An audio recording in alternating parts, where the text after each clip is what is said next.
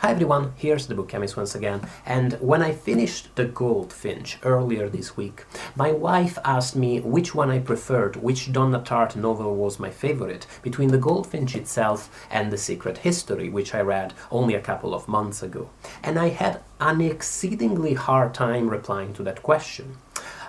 In some ways, in many ways, the two books feel very similar to each other. They're both books about young men whose deeply troubled, deeply problematic lives are relieved by a salvific and luminous love of culture. In The Secret History, that's a love for academic culture, and in particular for classical studies and the study of antiquity. Whereas in The Goldfinch, the focus is more on the visual arts and painting, on music, and even more so on antique furniture and beautiful objects. They are both stories of privilege and squalor that show how easily a human life can slide into a place of great darkness, how easily we can walk into places from which we cannot really come back, and stumble into these moments of great darkness and irrecoverable damage. That said, there are also definitely some differences between the two books, and the main one I can think of is also the most obvious. The Secret History is by no means a short novel, but The Goldfinch is a very long novel, and it has that feeling that long novels have, that feeling of airiness and expansiveness, where the various parts that compose the novel almost feel like separate rooms in a great mansion, each one with its own individual atmosphere and vibe and feeling, and you get to experience by wandering through this story, you get to experience the different feel and the different nature of these various places that the author is creating. It's one of those books, one of those long novels, where you almost get to experience a certain boredom because of how much time, how slow the book proceeds when it's creating these fictional worlds. And I speak of boredom, but that's not a bad thing at all, not if it's done correctly. It's just a feeling of immersing yourself so much into these places in space and time that the author, that Donna Tartt, is creating, that you almost feel what it might be like to experience these places as quotidian, to experience the everyday life of these characters in these situations. One of the things I liked the most about The Goldfinch is how well it portrays the cataclysmic shift in the life of the protagonist, Theo, when at 13, following a traumatic event, he has to move from New York City, where he spent all his life up to that point, to suburban Las Vegas. And the shift between these two places, these two dimensions, couldn't be greater or more traumatic. He moves from a city rich in dangers and problems, but also a place of great culture and great opportunities, to a place, the suburbs, a place of great luxury. All of a sudden he has a colossal house, a pool of his own, and as much open space as he can possibly wish for. But also a place of great deprivation. There are no libraries around, there are no museums around, and there's not even much in terms of public transport, so that he is de facto stuck at home most of the time. When he and his friend Boris spend most of their days sniffing glue at the playground and just getting into silly fights with one another, I must confess I could hardly blame them. What else is there to do, really? The relationship between Theo and Boris is the most interesting of the many relationships within the book, and it's explored with a great deal of detail and a huge level of insightfulness, as is the relationship between Theo and Andy, another one of his friends. I feel that Donna Tartt is really talented when it comes to talking about male friendships, and especially friendships between people who, on the one hand, share a lot of things in common, even though on the other hand they are maybe very different people from one another, but still find so much in each other that creates this type of strong chemistry. Goldfinch also explores with great honesty the character's mind and their outlook on life at a pivotal moment in their adolescence, the moment where they're turning from children into adults, with all the contradictions and the confusion that accompanies this moment in life, compounded in Theo's case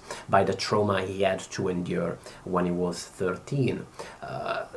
The novel, for instance, explores the way in which Theo constantly looks up to people in his life, friends and family members in particular, who are at the end of the day are behaving horribly toward him on a daily basis, and still he finds himself unable not to love them. Goldfinch is also a beautifully crafted novel about grief, about the cycles of self-blame, self-loathing that follow a traumatic event, the way in which the mind tortures itself to try and find the meaning in this great, meaningless, violent events. As I said, Goldfinch is first and foremost a very long book, and inevitably, as they all do, it suffers some of the flaws that are typical of long books. In some of its dialogues, especially toward the end, there was a certain rambling, repetitive note, with the characters spending many pages misunderstanding themselves, each other, and just repeating the same things, that reminded me a bit of The Count of Monte Cristo. The epilogue of the novel, its final chapter, which recuperates some of the almost philosophical points and reflections that had been scattered throughout the book, and tries to summarize them, reminded me a lot of War and Peace, famously theoretical final 100 pages or so. This final portion of the novel, the rendezvous point, stretch many of the Goldfinch's reflections so thin. For instance, this idea that life is fleeting but art endures, or the idea that all life is constant chaos and chance, but perhaps we're entitled to look for patterns within this chance.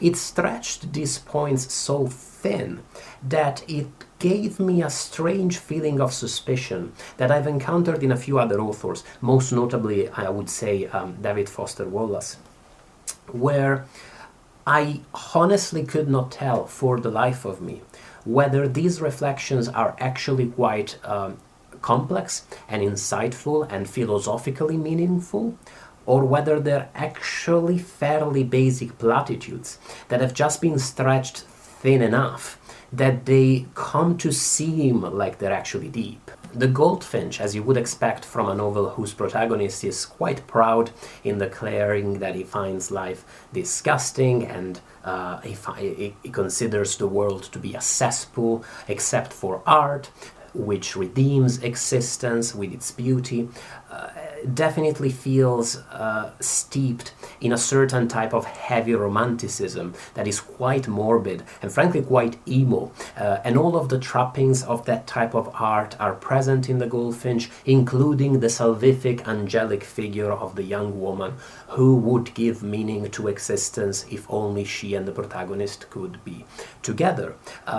And it was never clear to me whether, in exploring Theo's obsession for this young woman, for Pippa, the Goldfinch was trying to deconstruct this obsession and look at the elements that constitute it, or was just wallowing in it and indulging in it.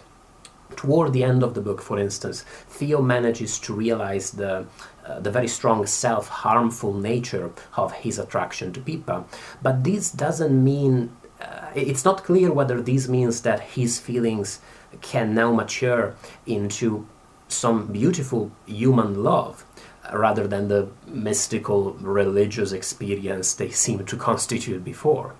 The impression I got was that Donna Tartt was trying to have her cake and eat it, was trying to create this very compelling, very likable story of star-crossed lovers, while also trying to explore Theo's psyche when it came to these feelings. I should also remark that for such a long novel, where a lot of pages are spent just talking about Boris and Theo feeling bored in the desert, A lot of the action in here, the death of fairly major characters, international crime and art theft, a lot of those moments of climax actually happen off page and you don't really see them, you just see the characters talk about them briefly.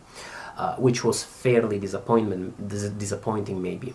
But that said, The Goldfinch is incredibly engrossing and it does feel like a nourishing book. Is it engineered to push your button with the dead mother and the glamorous drug habit and the beautiful angelic young woman and the scheming fiancé? Yes, it is, obviously. That doesn't mean that it isn't a nourishing book. I think I would have adored The Goldfinch if I'd read it when I was 20. As it is, I'll have to let it sit in my mind, let it percolate, and see if what sticks to my experience, sticks to my mind, is the good of the novel or the not so good. I can tell you for now that it is written like magic. Some of the passages were so lyrical I had to read them 3 or 4 times. They were so beautiful, so luminous. I can tell you that it's truly engrossing and that I really loved it on a micro page-by-page level because of how insightful and honest it was, how clearly and lucidly it could talk about interactions, complex interactions between these characters, between the protagonist and its mother figure, the protagonist and this friend of his, with whom he has such a strong bond even though they're separated by different social conditions, by different priorities, different experiences. All of these things were truly beautiful.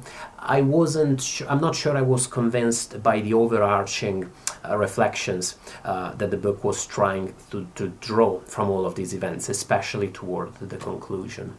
But I've been rambling on for quite a lot, and I'm really curious to hear what you think. I really liked The Secret History, even though I had some reservations there too. What surprised me in the comments was that a lot of people really seemed to dislike Secret History. It seemed to be quite a divisive read. So I'm curious to see if the same is true of The Goldfinch or not. I remember that when this one came out, or at least in the first couple of years of my YouTube channel, everybody was recommending it to me, so I'm really happy that I finally got around to reading it. Thank you so much for watching the video. I really look forward to reading what your experience of The Goldfinch was like in the comments, and thank you so much to my patrons for supporting the YouTube channel. That is always awesome. Bye everybody, have a great day.